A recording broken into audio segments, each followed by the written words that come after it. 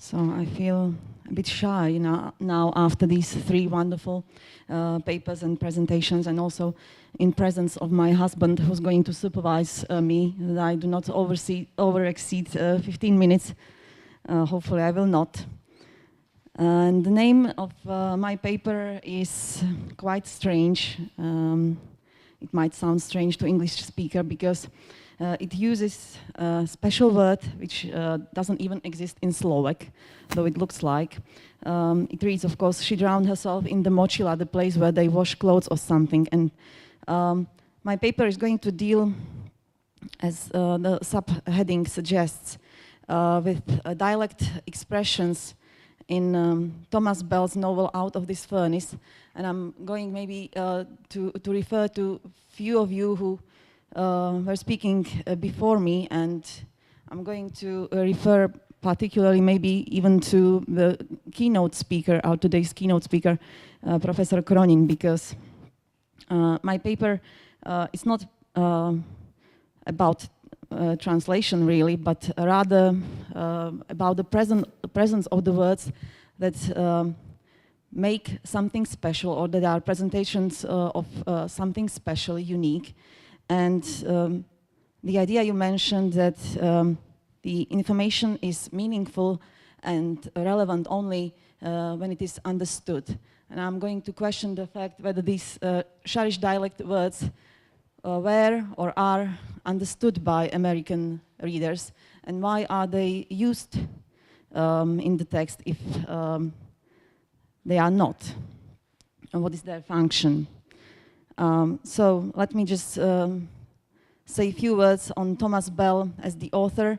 He was born Adalbert Thomas Belejčák in Pennsylvania, and born of Ruthenian parents, Mary Kračun and Michael Belejčák. And I state these facts, these autobiographical facts, because they are quite important in relation to the content of my paper and the novel itself. So his parents came from the village of Nižný Tvarožec, which is quite close to Bardejov here in eastern Slovakia. And he worked in the steel mills as his parents. Later he moved to New York City and found, after several other jobs, he found a job of a bookstore clerk. Now, his reputation as a writer increased dramatically when Out of This Furnace was reissued in 1976, because it was firstly published in 1941, as you can see. Now, it was also translated into Slovak and published under the title Dva svety in 1949, and there was even a eponymous television adaptation written by Dušan Široký, and it was based on this translation by Jan Trachta. And the television adaptation was in 1979. I'm going to refer quite a lot to a paper by Charles Sapatos, who wrote about this novel, very good remarks. I'm going to quote quite a lot from the novel itself. The novel depicts three consequent life stories of Slovak immigrants in USA, namely Ďuro Krača. Now, I'm referring to Mary Kračun, Thomas Bell's mother, and also another two generations of other characters, Dobrejčák, and I'm referring to the name Belejčák. Thomas Bell changed his name from Belejčák to Bell. So clearly it was inspired by Bell's own family's experience, immigrant experience. Now, the language used is interwoven with the dialect of Šariš region they came from. As Sabados states, these foreign words are the most visible signs of immigrant identity in the novel.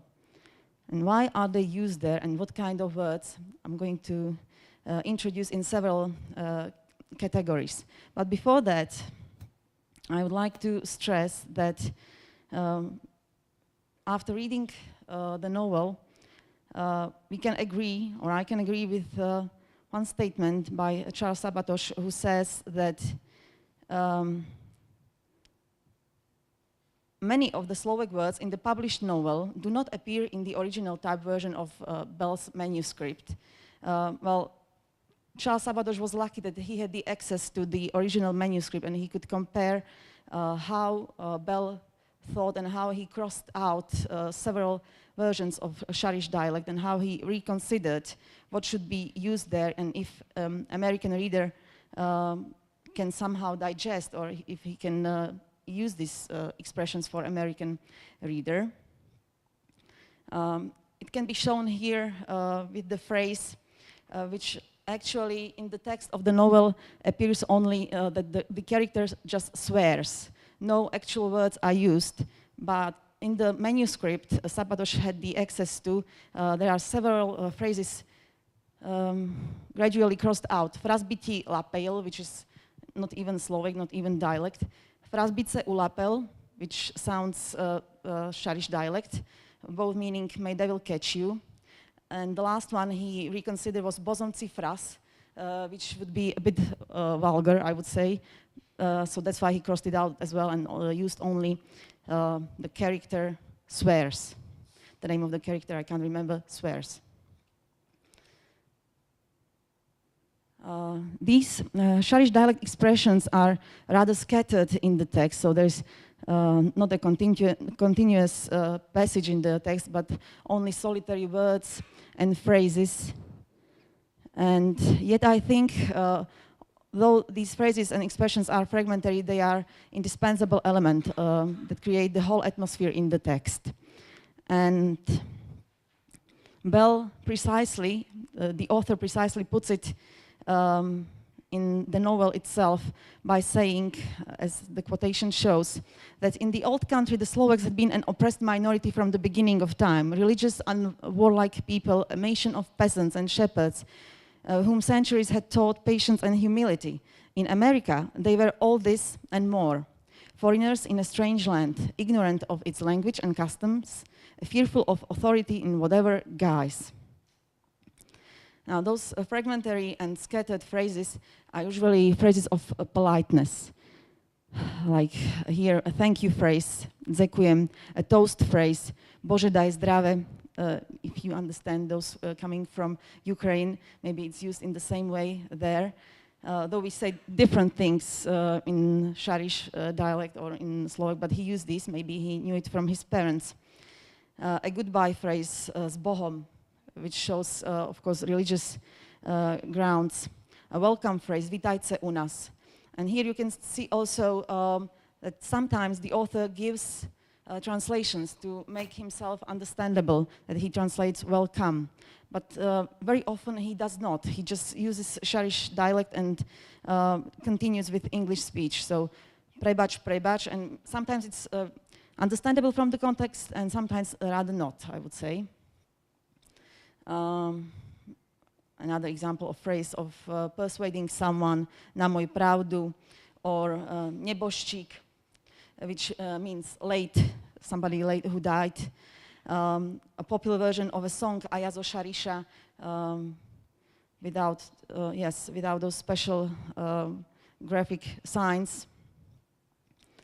He even uses such words that have English equivalents, but he prefers Šariš dialect equivalents, Rusnak, instead of Ruthenian, or even Rusin, which is sometimes used in English instead of Rusnak, which is totally Šariš dialect expression. Now, one more thing Sabatos precisely observes is that Bell, like probably other ethnic children of his generation, was not encouraged to speak a foreign language, although his parents presumably used Slovak with each other. That's why he caught up these phrases, and he may have picked up various of them. Ironically, this exotic use of Slovak exposes Bell's distance from his linguistic, if not ethnic roots. And I think it's mostly visible in misspellings. Now, I wondered if it is author's lack of mastering the dialect which was only secondary, it was not his mother tongue, or a matter of printing error, and I leave it up to your consideration. As I said, even the word močila mentioned in the heading, of course you might know that he referred to močidla, which is in English rhetoric, a place where the operation of steeping flax in open water is carried on. But he heard and remembered something similar, so this is what he used, and couldn't recall anything else. But there are, of course, other misspellings that sometimes remind just of a form of a word, like pravdu, pravdu, instead of pravda, which would be the correct case there.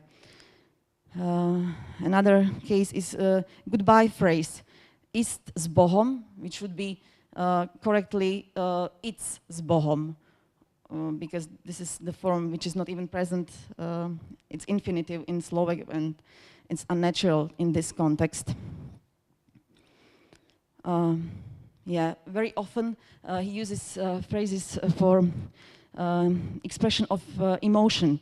So either negative or positive, like this time it's Ježiš as the exclamation, but used as Ježiš, and Bože, again in misspelling, Bože môj.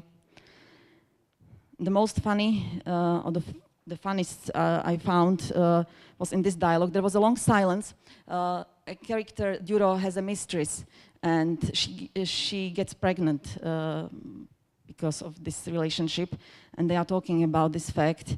So, Duro, are you asleep? No, I have something to tell you. Well, soma druha. Soma druha means nothing in Slovak, not even in Šariš dialect. But as you can see, he gives English translation for that, though it's misspelling. I am with another, I am expecting a baby. Of course, it would be correctly samodruha, but even samodruha is not used in such context if a lady wants to present that she is pregnant. Never happens like that, as far as you can recall. Yes, good. But yeah, as you can see, I've mentioned that the author wants to provide English translation for his reader, and he gives it in such a way, or in English, or just like in the example with notar. He gives explanation of what particular term or word means. Yes, there are other expressions, usually of negative emotions, use not only the exclamations I have just mentioned, Ježiš and Bože, like starý fraz, and even worse, I don't know if I can read them. Okay, my husband nods that I can, but I have my students here as well, so I have to consider this as well. Anybody can read them anyway. And also of positive emotions, milá moja and vnučka moja. And again, as you can see, he translates that granddaughter mine, though I'm not sure if it's the correct translation. Quite an important part of Slovak identity or Šariš identity in the novel are proper nouns. I have mentioned them as well already. Ďuro Krača refers to George Kračun, Bell's grandfather. Mike Dobrečák, there's a quotation from novel, Mike Dobrečák, native Šariša or Sarisa. Again, you can see that this is a wrong form of the word Šariš, proper noun Šariš. Maybe this is how he heard it, because he maybe heard that že prišiel zo Šariša, that he came from Šariš, something like that. It could occur like that. Rusnak, I have mentioned already. And the whole community in the novel is formed by such names, Perovský, George Lubča, Dubík, Králik, Novotný, Maria Barana, and so on and so on.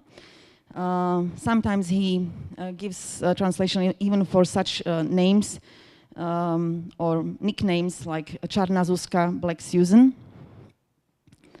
And he uses also such situations like he experienced himself changing name from Beličák to Bell, here with this character of Barry instead of Baraj.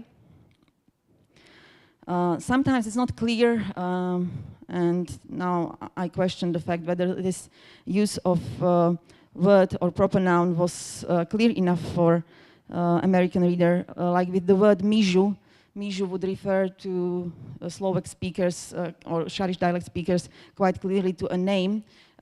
Michael.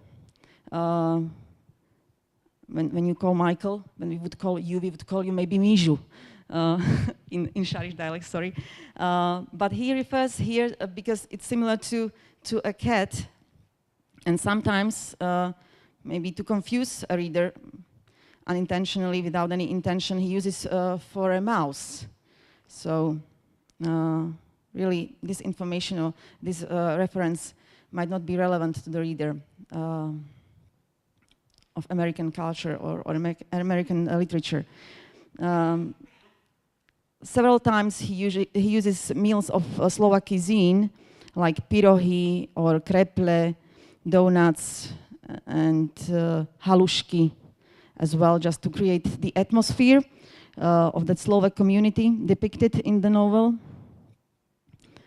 And as I said, the whole community, especially in the information on their religion, which I will skip here, not to bother you with this.